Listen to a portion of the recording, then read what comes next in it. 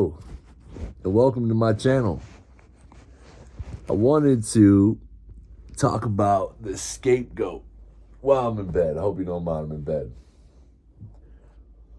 But I wanted to talk about the scapegoat, man, and where it begins, what I've seen about the scapegoat, or the underdog, or the outcast, or the black sheep, whatever you want to call it.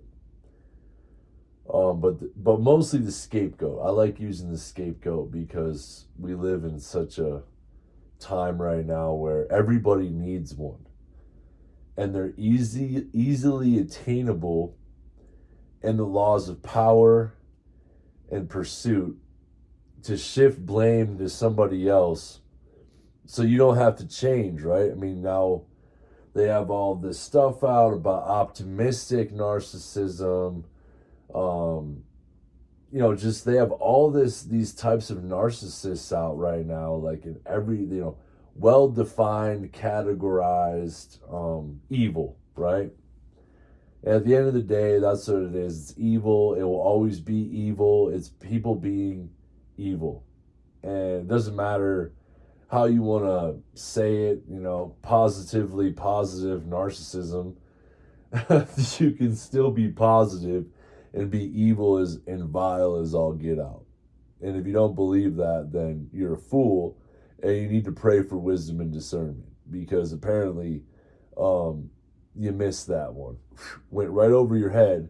There are people that can be extremely positive but still be extremely evil and vile and do terrible things to you.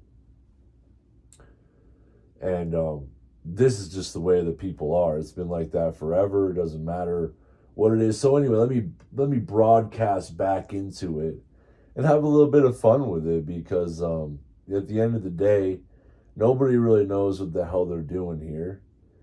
And they don't know where they go when they die, unless you're Christian like me and believe in eternal life and that you go to heaven. If you don't believe in that, then you don't really know what the hell you're here for, and you don't really know what the hell you're doing here when you die. So that's kind of freaky.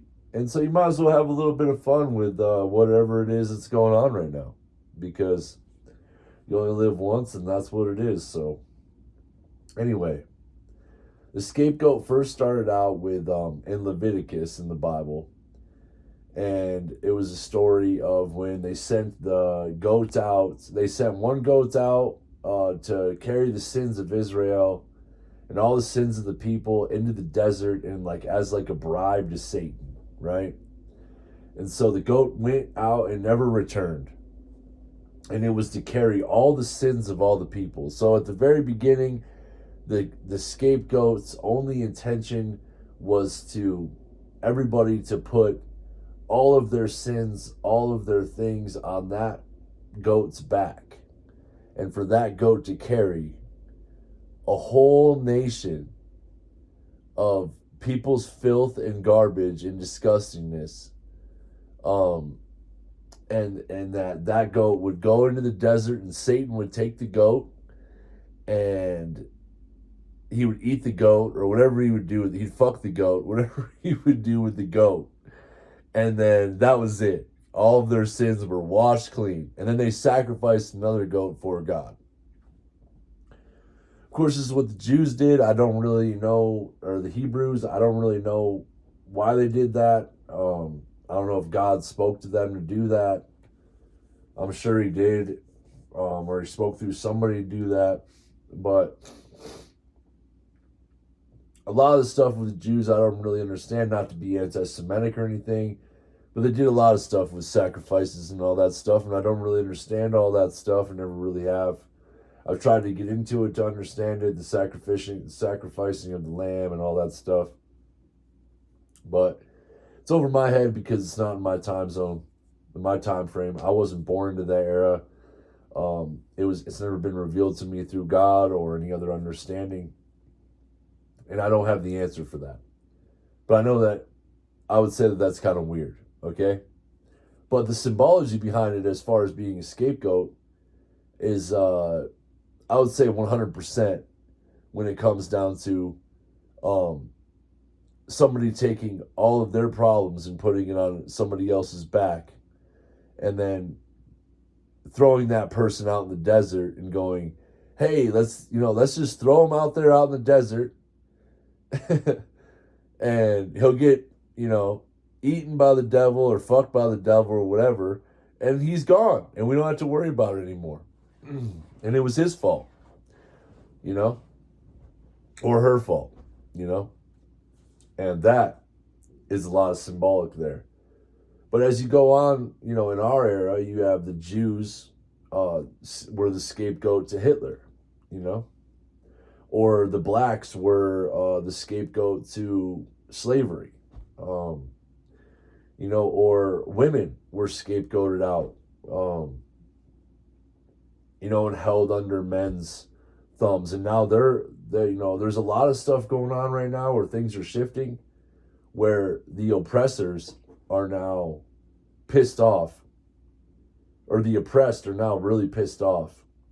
And so they're now starting to oppress others, and they're ready to fight, and they're smart, and they're intelligent, and they're emotionally intelligent, and they're taking full they're reversing the scapegoat now. So as you see what's going on right now.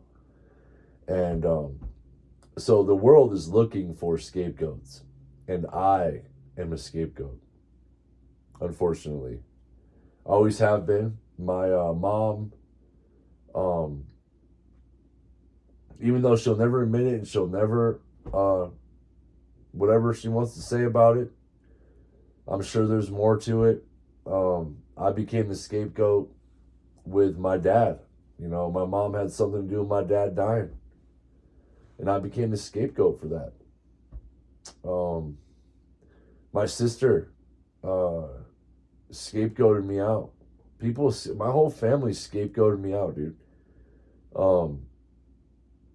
They always got to have somebody there. And I'm not saying that I didn't do nothing wrong, because I did a lot of wrong. And I'm sure that if you can relate to that, because that's the only reason why I'm saying this, is that there's got to be somebody out there that can relate to it.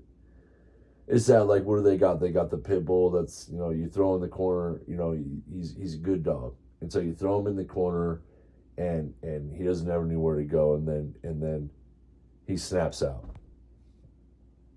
And then now he's a bad dog. See, now he shows his teeth. And so once the scapegoat shows their teeth, they're casted out, man. And that's just the way it is. Once a scapegoat opens their mouth and becomes the person that they need to be, the assertive, stand-up person they need to be in order to make it in the world. I mean, you have to do it in order to make it in society.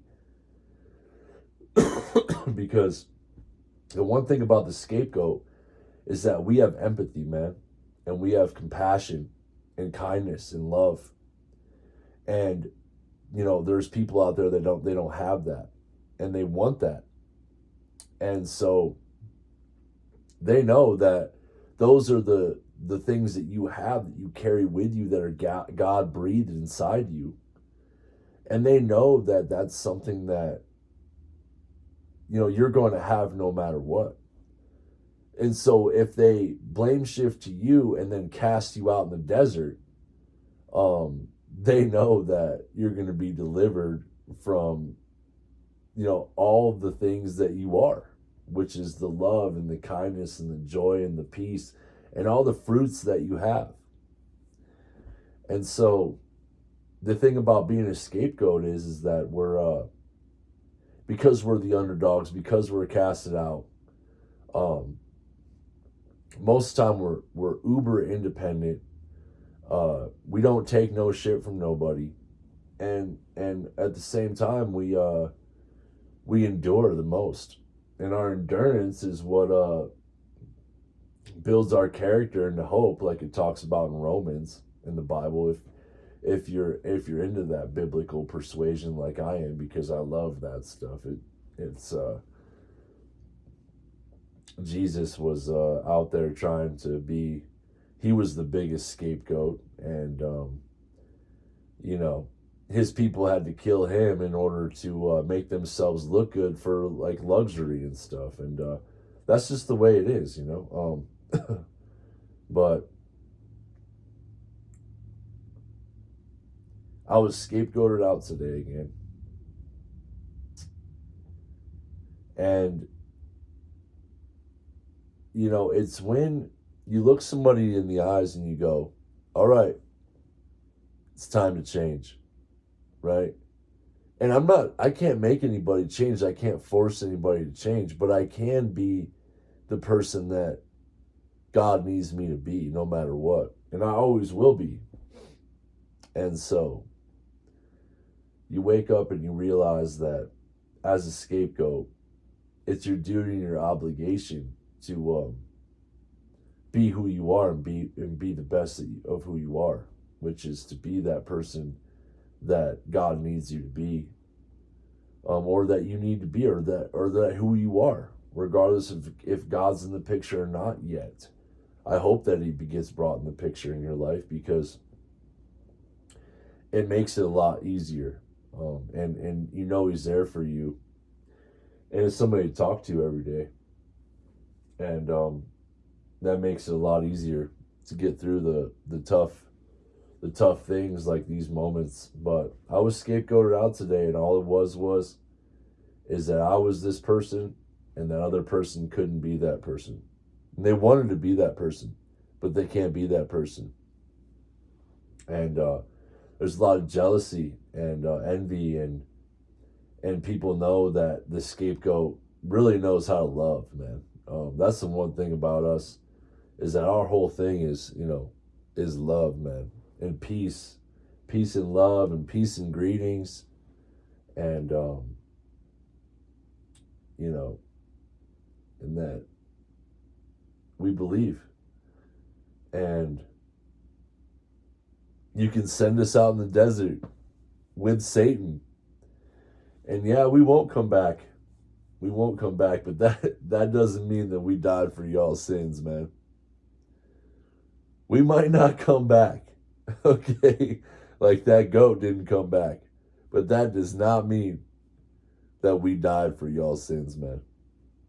It just means that we went someplace else, and that we're gonna be okay.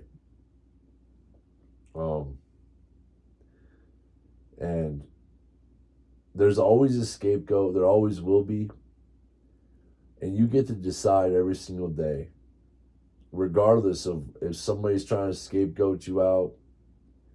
And I don't care who it is. I don't care if it's your mom, if it's your family members, if it's your boss, if it's a coworker. I mean, it's like, I swear sometimes, man, it's like everybody. I'll go hang out. I'll have days where I feel like everybody's trying to scapegoat me out, man. and maybe it's because I've been so scapegoated out before that I get a little paranoid. Maybe it could be me.